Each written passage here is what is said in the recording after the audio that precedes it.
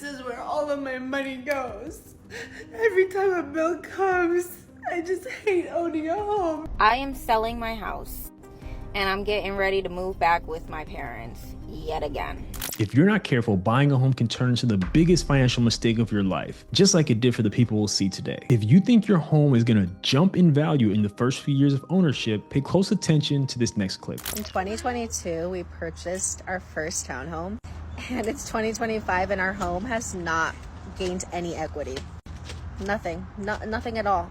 I could go into this. I'm still so mad at myself about this. I actually got my real estate license and I was going to be a realtor. Anyways, I was the one that was the realtor for our purchase. My broker was not helpful at all. Not at all. I made such a big financial mistake.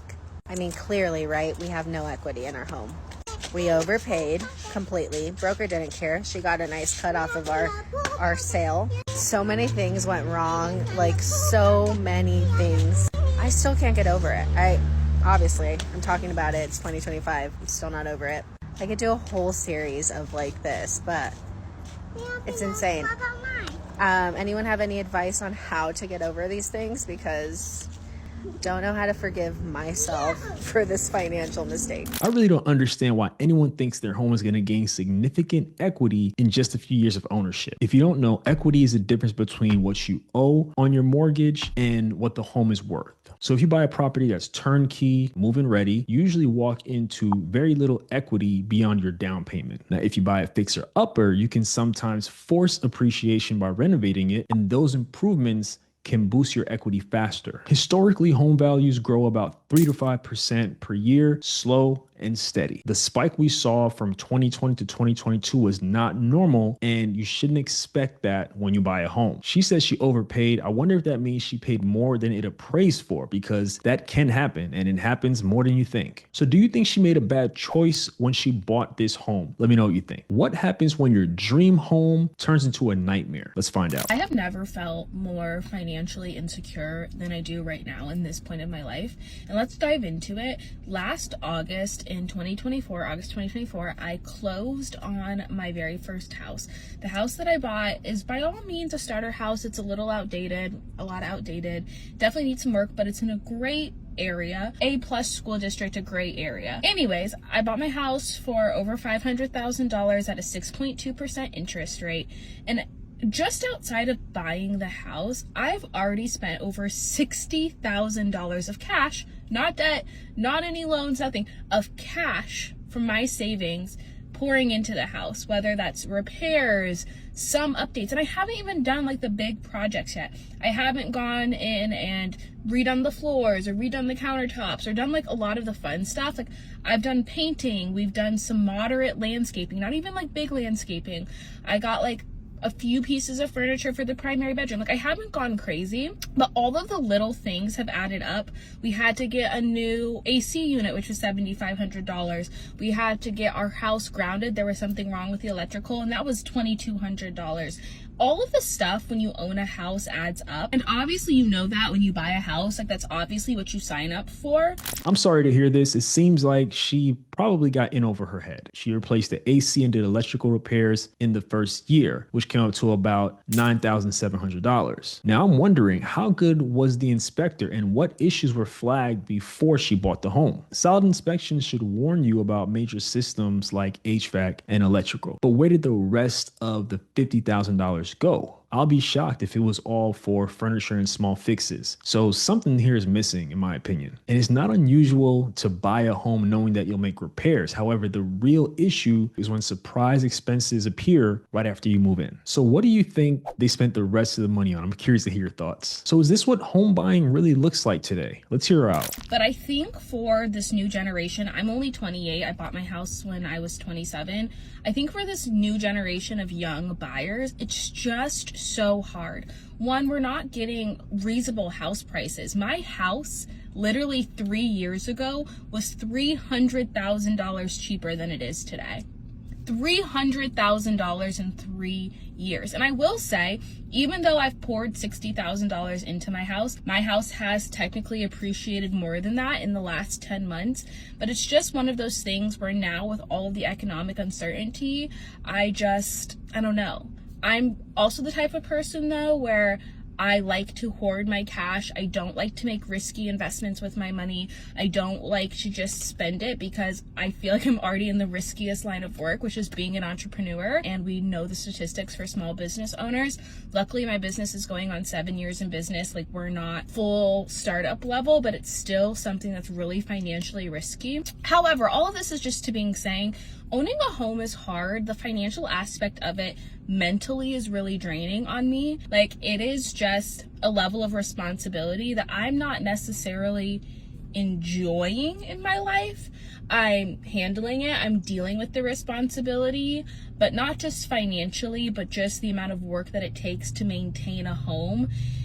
It's just a lot. So she's right. She has a point. For the next generation, things are harder. Homes cost more, and affordability is a real challenge throughout the country. But getting into a home at all is a positive, especially if it's in a good area. I think if they hold long term, they'll be fine. And over time, the home builds value and hopefully becomes a family asset. Congrats to her on her business. It seems like she has the finances to withstand some of these challenges she's having. So I wish her all the best. When you're buying a home, you want to make sure you get a thorough inspection so that you limit surprises and you can plan ahead to the best of your ability. So if the house doesn't fit your budget, it's going to force you to make choices that you don't want to make, just like in this next clip. I am selling my house and I'm getting ready to move back with my parents yet again. I am single. I do have a 9-to-5 job where it does not pay me nearly enough to cover the bills. And I've had this house for about 3 years now, and I am just exhausted. I am drowning, barely surviving, not being able to make repairs because the house is now falling apart, and I have no money in my savings to fix it. I have been saving for the past 3 years. All I've been doing is working and going straight home. I don't go out. I don't spend money on like coffee or anything. I tried to save as much money as possible so I could get some money to make repairs for this house to make it nice and comfortable and livable. But I am at my wit's end now, and I'm just tired. I honestly want to leave my job, my 9-to-5 job that's not paying me well enough to even cover the bills. I'm exhausted.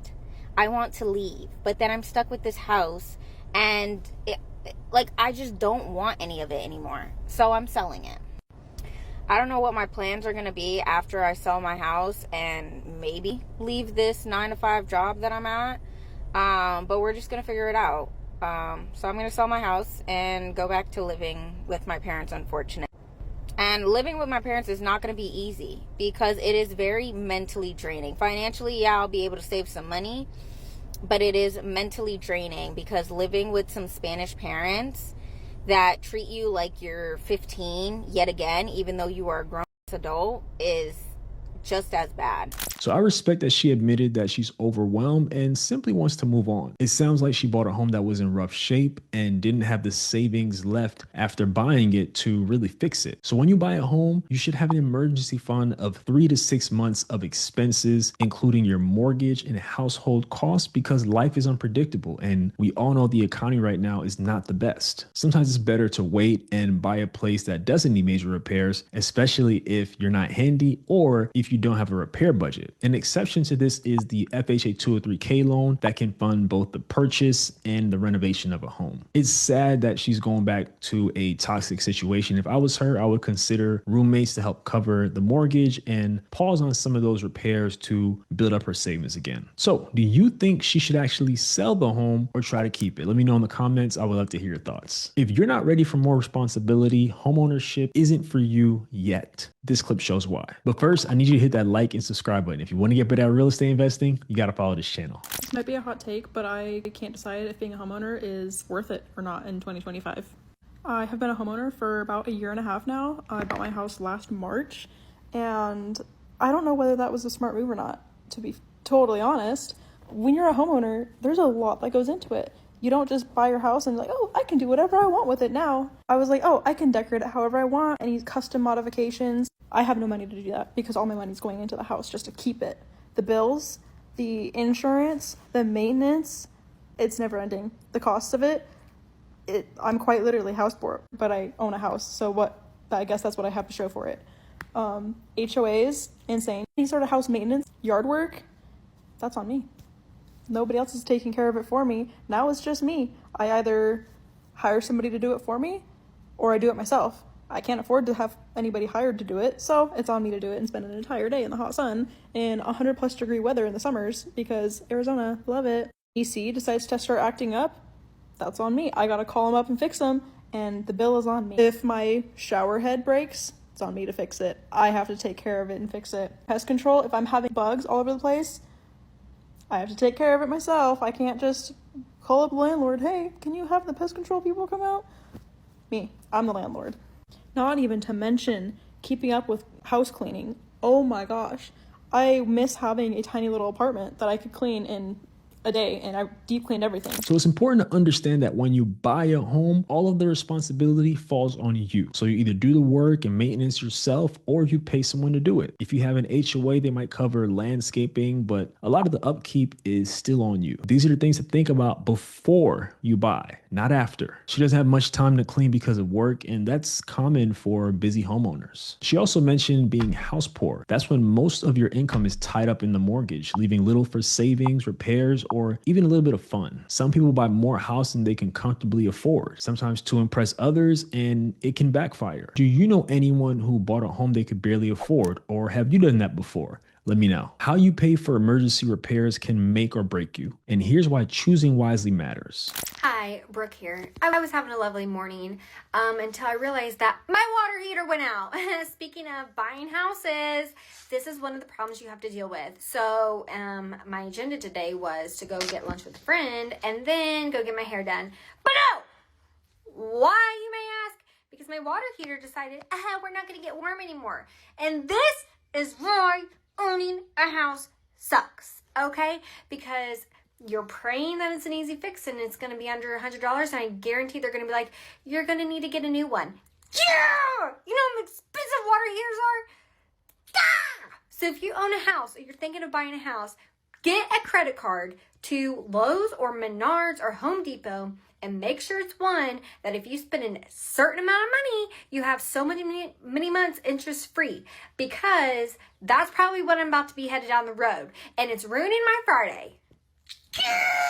So I feel for her. Emergency repairs are stressful, but that advice she gave is dangerous. The best way to handle it is an emergency fund set aside for home expenses. Eventually, you're going to have to replace things or make repairs. It's simply part of home ownership, and planning ahead can help to reduce some of that stress. Putting your repairs on a credit card that you can't pay off even at 0% can easily trap you in more debt. I've had to replace a water heater before, and it's not fun, but having money set aside brought peace of mind. So I want to hear your thoughts now. Should people put repairs they can't afford on credit cards? What do you think they should do? Before you make a choice you'll regret, let's hear from a mortgage broker. I don't know who needs to hear this, but your dream home might be a trap and nobody's going to stop you from buying it. So to help stop that from happening, here are the 3 top regrets that I hear from first-time home buyers. Regret numero uno, waiving inspections just to win the home. This might sound like a good idea, especially in a hot market where there's tons of competition. Yeah, waiving your inspection might help you win the house. But yeah, congratulations, because you also might have inherited a leaky roof, black mold behind the walls, a termite infestation, so many other things that you would not know existed if you didn't get an inspection. Regret number 2, falling in love with the house before running the numbers. Yeah, that kitchen might have looked great. The backyard, perfect. The dining room, oh my God, imagine how many people we can have over for Thanksgiving. It sounded good, but now the mortgage costs way too much money. The HOA is kicking you,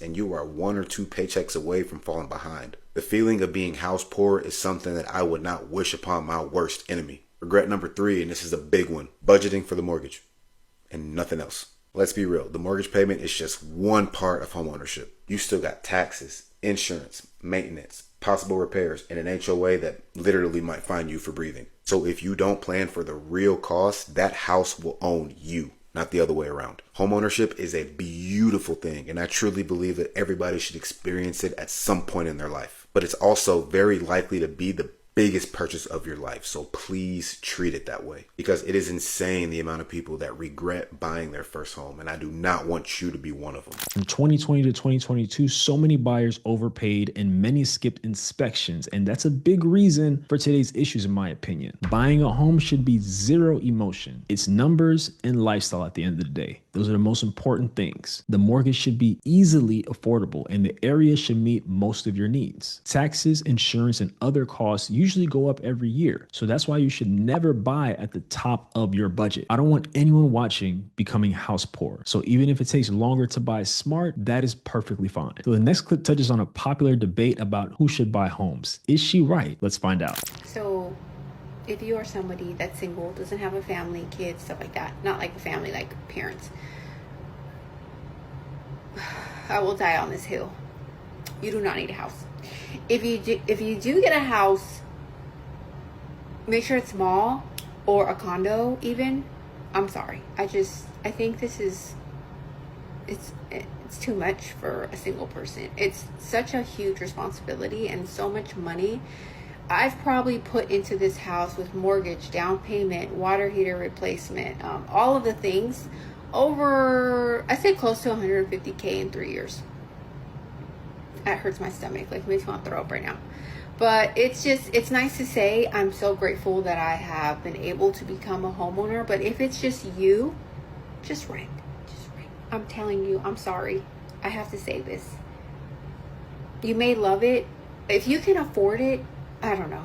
The same principles apply to single people as anyone else when it comes to buying a home. Can you comfortably afford it? Can you handle the upkeep, or do you want to pay somebody to do it? Did you get a thorough inspection? These are some of the many questions that anyone should ask, single or not, when it's time to buy a home. She honestly seems overwhelmed, and maybe a condo or a smaller home would have been a better fit for her. This is why preparation matters, not emotional decisions. She says she put in $150,000 over 3 years. So to me, that suggests she either has a very high mortgage or she bought a lemon that is just not in good shape and needs a lot of repair. Do you think single people should buy homes? Let me know what you think. If you want a dream home as your first home, this next clip might make you reconsider. So I was just sitting here thinking about some regrets that I had when I purchased my first house. So honestly, when I bought my first house, I just bought a house that was way too big for what I needed. And you're probably wondering, okay, why is that a big deal? For starters, when you start getting those light bills and water bills and upkeep and the maintenance, and then when you have rooms that are just literally sitting empty and collecting dust, but you still gotta vacuum it and cleaning it,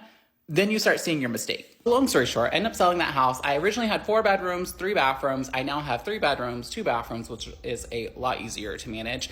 But long story short, if you're thinking you're gonna grow into the house, yeah, don't do that. Unless you really are going to have a kid in the very, very near future and that's already planned, yeah, like, do not do that. It's such a waste of money. Be prepared to take on the responsibility for what you choose to buy. If you can afford a larger house and you're living alone, hey, that's fine. But remember, you're responsible for everything inside and out. There's nothing wrong with buying something bigger if you plan for a family, as long as it's affordable for you today. Some people don't want the upkeep, so they choose a condo or a smaller home or even a townhouse. Know yourself and your lifestyle before you start shopping. So we'll wrap up with a lighter clip, and hopefully I'm not the only one laughing at this one. This is what they don't tell you about home ownership. Home ownership as a single woman. I have just had I don't even know, scare. I don't know. It's just been I'm so distraught. I'm minding my own business. Just going through my house, like locking it down officially for the rest of the night. I'm already stressed about what I got to do tomorrow, but I'm just going through my house, locking it down. I walk past my bathroom, and from my peripheral vision, I see something zoom. So I'm like, is it a bug? Like, I just see something fly across the floor.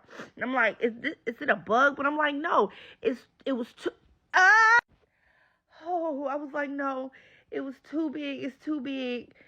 And it was too fast to be a bug. I'm literally like cringing right now.